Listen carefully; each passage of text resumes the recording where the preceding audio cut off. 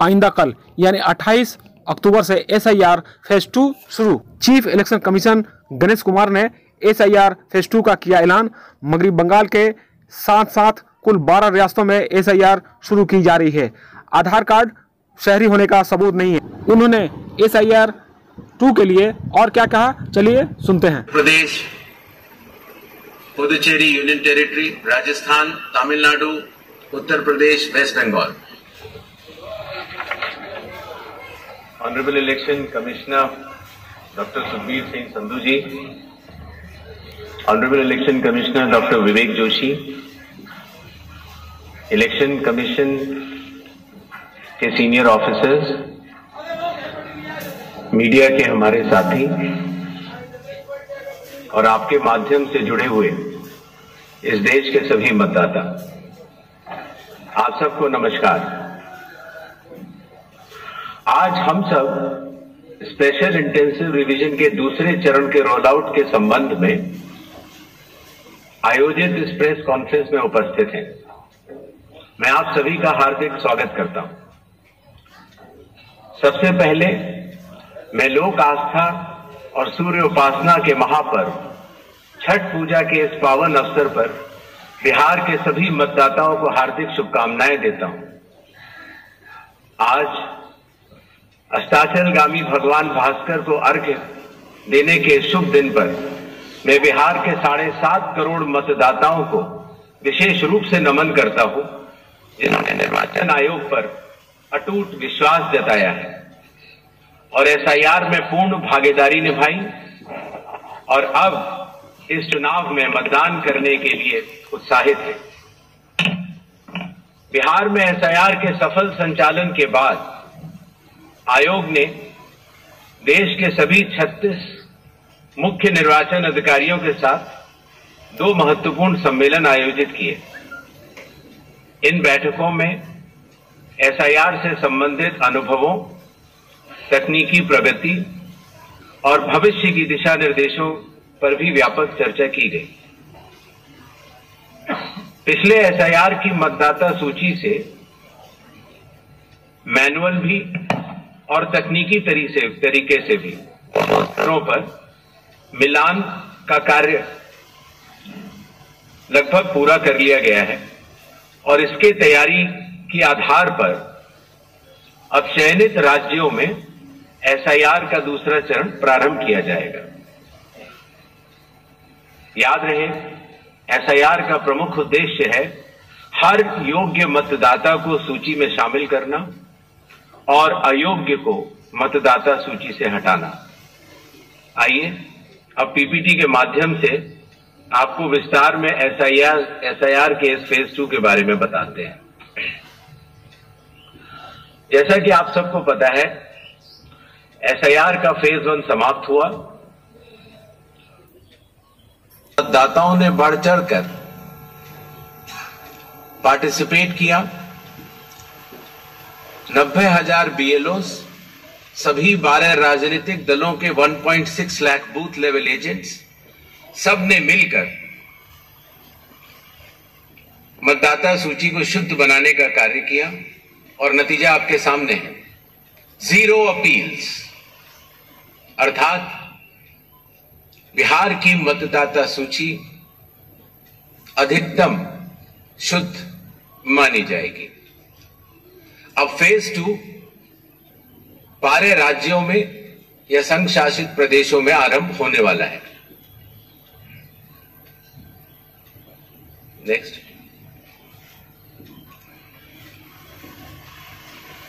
किसी भी मतदाता के लिए जो उसकी अर्हताएं हैं वो संविधान के अनुच्छेद 326 में लिखी गई हैं, अर्थात भारत का नागरिक होना, कम से कम आयु 18 वर्ष की होना, उस विधानसभा क्षेत्र का सामान्य निवासी होना और किसी अन्य कानून से उसको डिस्क्वालीफाई न किया गया।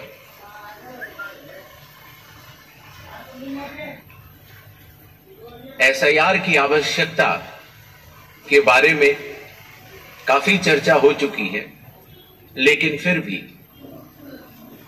चुनाव आयोग एक बार आपको बताना चाहेगा कि चुनावी कानून के तहत हर चुनाव से पहले इलेक्टोरल रोल का रिवीजन आवश्यक है, और या जब भी चुनाव आयोग आवश्यकता अनुसार निर्धारित ने मतदाता सूची के शुद्ध न होने के ऊपर चुनाव आयोग को लगातार शिकायतें दी हैं।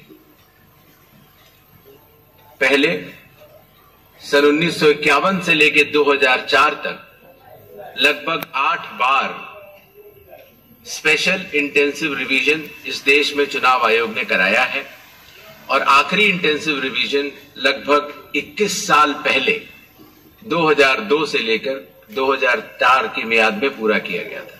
में मतदाता सूची में कई परिवर्तन आवश्यक हो जाते हैं, जैसे कि भारत की विकास गाथा के साथ साथ लोगों का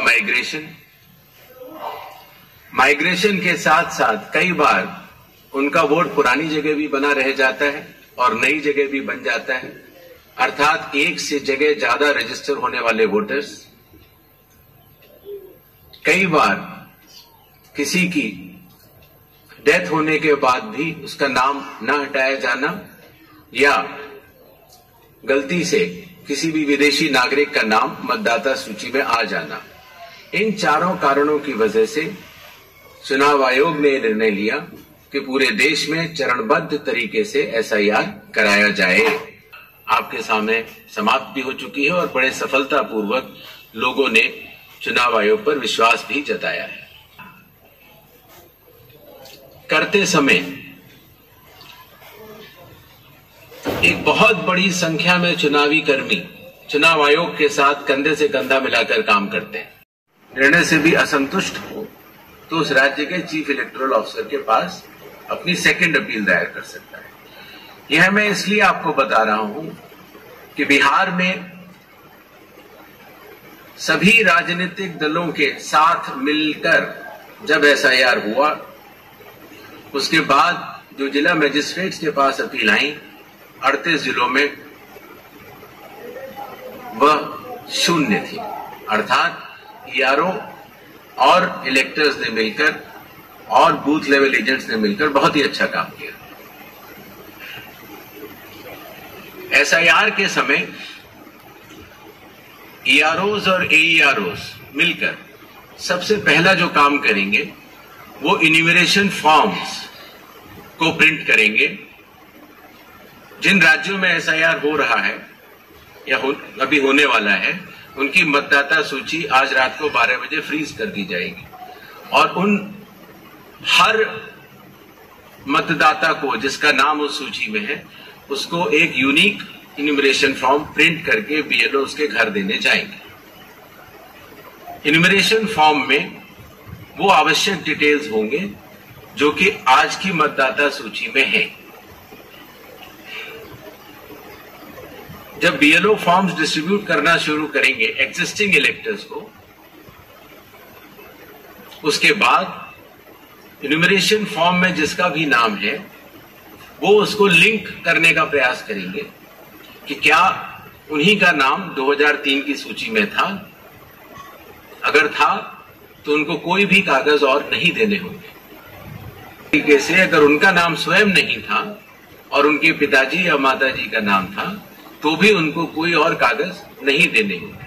तो ये लिंकिंग और मैचिंग, बिहार जब हमने एसआईआर किया था तो सिर्फ बिहार की अवेलेबल थी, और आज पूरे देश की 2002 से 4 में हुए एसआईआर की मतदाता सूची जो लिंक दिया गया है voters.eci.gov.in पर कोई भी देख सकता है और इस मैचिंग को स्वयं भी कर सकता है।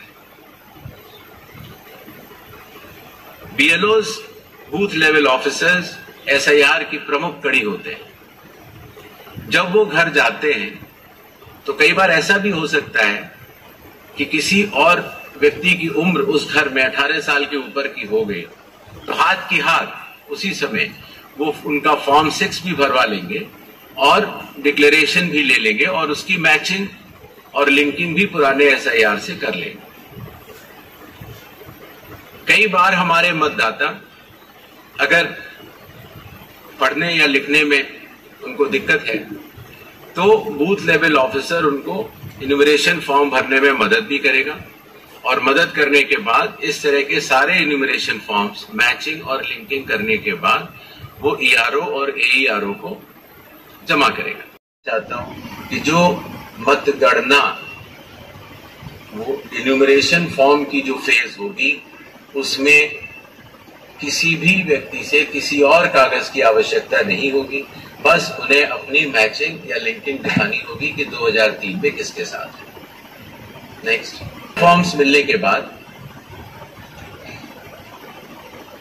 ईआरओ और एईआरओ ड्राफ्ट सूची प्रकाशित करेंगे।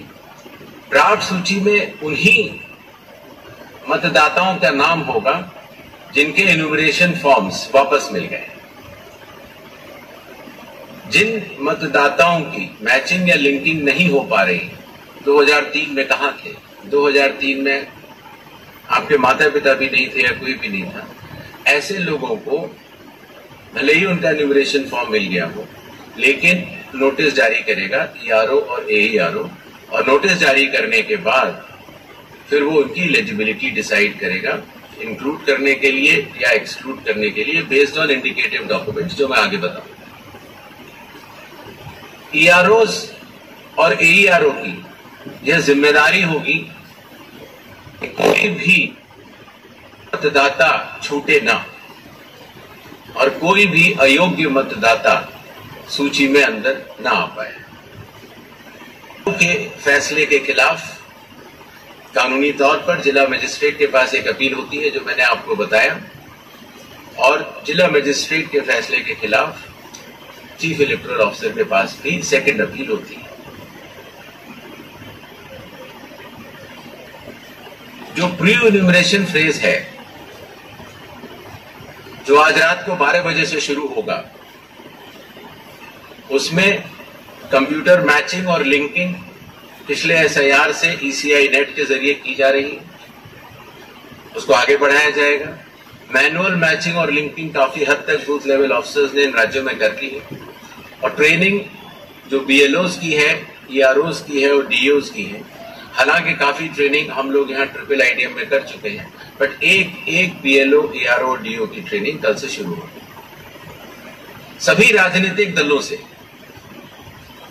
6 नेशनल पार्टीज जो कि हर राज्य में मौजूद हैं, और हर राज्य की जो स्टेट पॉलिटिकल पार्टीज हैं, उन सभी से निवेदन है कि वो अपने बूथ लेवल एजेंट्स अगर उन्होंने नामित नहीं किए हैं किसी भी बूथ पर तो जरूर कर लें। साथ ही साथ सभी चीफ इलेक्टोरल ऑफिसर्स को, डिस्ट्रिक्ट इलेक्शन ऑफिसर्स को और ईआरओस को यह निर्देश भी होंगे कि कल से शुरू होकर परसों तक वो सभी पॉलिटिकल पार्टीज को के साथ मीटिंग करेंगे और पूरी एसआईआर की प्रक्रिया को उनके समक्ष डिटेल में बतलाएंगे। Madhya Pradesh, Puducherry union territory, Rajasthan, Tamil Nadu, Uttar Pradesh, west Bengal, इन 12 राज्यों में कुल मतदाता 51 करोड़ के लगभग हैं। लगभग 5,33,000 बूथ लेवल ऑफिसर्स इस महान कार्य में अपना योगदान देंगे। लगभग 7,64,000 बूथ लेवल एजेंट्स जो पार्टीज द्वारा नामित हैं वो इसमें अपना योगदान देंगे, और लगभग 10,500 ईआरओस और लगभग 321 कलेक्टर्स, ये पूरी चुनावी कर्मियों की जो टीम है वो इस एसआईआर की फेज 2 में कार्य करेगी और इसको सफल बनाएगी। प्रिंटिंग और ट्रेनिंग का कार्य कल से शुरू होगा और 3 नवंबर तक चलेगा। हाउस टू हाउस इन्यूमरेशन 4 नवंबर से 4 दिसंबर तक।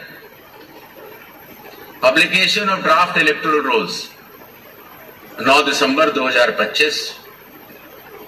क्लेम्स एंड ऑब्जेक्शंस का पीरियड 9 दिसंबर 2025 से लेकर 8 जनवरी 2026। जिन लोगों को नोटिस जाएंगे उनकी हियरिंग और वेरिफिकेशन का समय 9 दिसंबर से 31 जनवरी तक होगा, और फाइनल इलेक्टोरल रोल्स 7 फरवरी 2026 को प्रकाशित किए जाएंगे। Madhya Pradesh, Puducherry union territory, Rajasthan, Tamil Nadu, Uttar Pradesh, west Bengal, इन 12 राज्यों में कुल मतदाता 51 करोड़ के लगभग हैं। लगभग 5,33,000 बूथ लेवल ऑफिसर्स इस महान कार्य में अपना योगदान देंगे।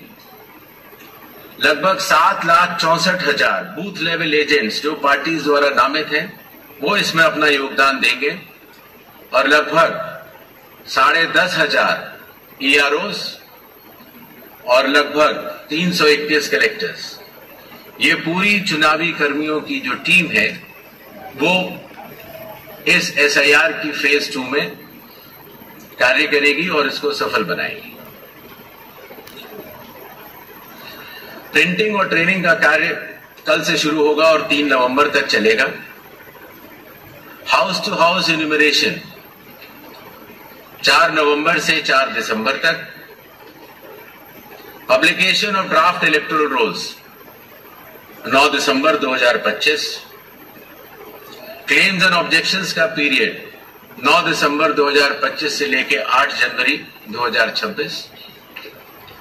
जिन लोगों को नोटिस जाएंगे उनकी हियरिंग और वेरिफिकेशन का समय 9 दिसंबर से 31 जनवरी तक होगा और फाइनल इलेक्टोरल रोल्स 7 फरवरी 2026 को प्रकाशित किए जाएंगे।